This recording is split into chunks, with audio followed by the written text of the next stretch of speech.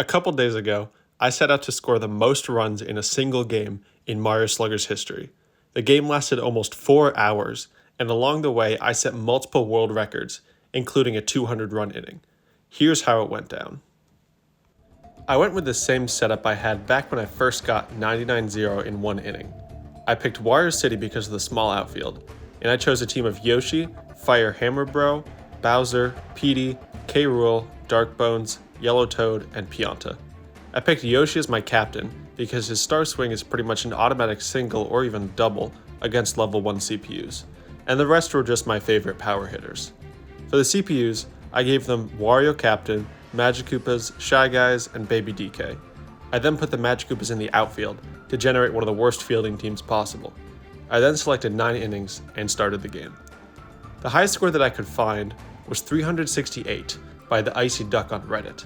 So, I set out to beat that score, which I was very confident I could do, since I only needed around 40 runs per inning. But the game started way better than that.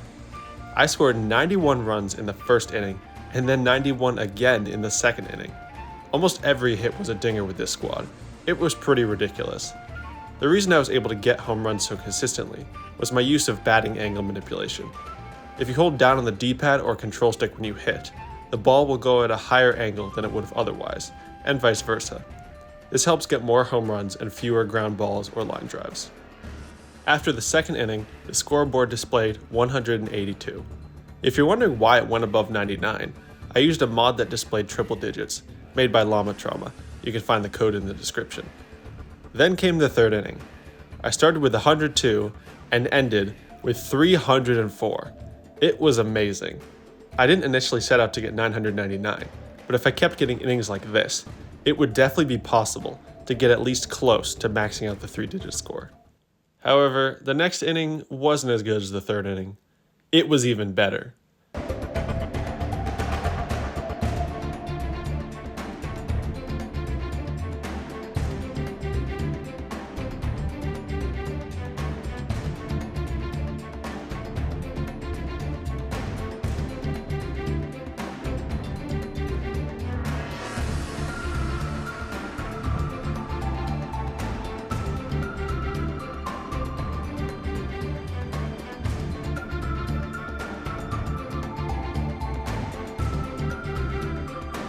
The homers just kept coming and coming.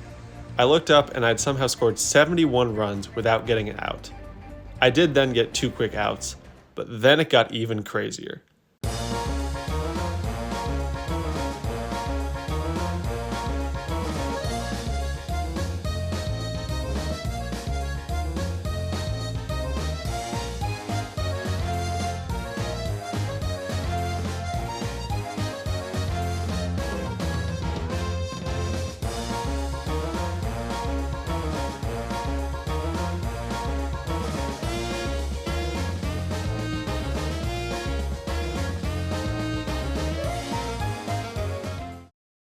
I had 390 runs when I got my second out. It took until 522 runs to record my third out with Bowser.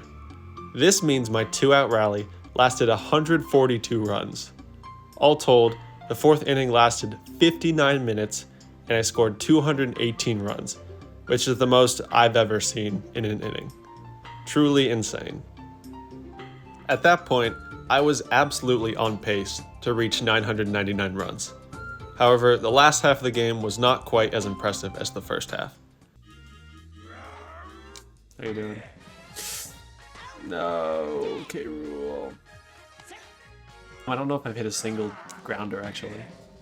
K. Rool! He's such a choker! Tiny Huggerberto sassy teens. Yeah, exactly. No, Pianta, you threw. Okay, Mario should have come... Okay, the thing is, like... No, Petey, dude, what the f***? That inning was so bad. After that, we got cursed. Damn, dude.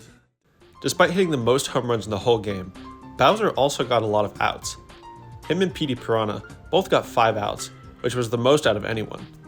I was honestly surprised to see this at first, but I learned over the course of the game that Bowser's trajectory is pretty low in general, since he hit a lot of line drives, even with angle manipulation. Even some of his dingers were extremely straight and low to the ground. The characters who were great even during the bad innings were Darkbones and Firebro. They seemed to have pretty high trajectories in general, so they were very consistent at hitting it over the fence. Yoshi also proved his worth by never getting out a single time, though there were a few close calls when the CPU got lucky. Yellow Toad was also good, only getting out 3 times in the whole game, thus proving his doubters wrong. I left DK and Funky off this lineup, but they are elite power hitters, and I wonder how well they would have done if I had them on the team. I assumed they would have been great, maybe even better than Pianta or Hammerbro. Speaking of Hammerbro, he did pretty well in the beginning, but choked a lot near the end, which is why I still think Firebro is a better dinger hitter. The game ended pretty anticlimactically. I wanted 800 runs, but I only got 24 in the final inning. Still, on the defensive side, I managed to not allow a single run or even a single hit. That's right, I pitched a perfect game with Yoshi through 9 innings. It's not sad. Still a good score. Not quite 750, but still good. Alright, we did it.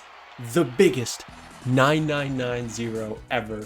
749. Oh man, that was an adventure, truly.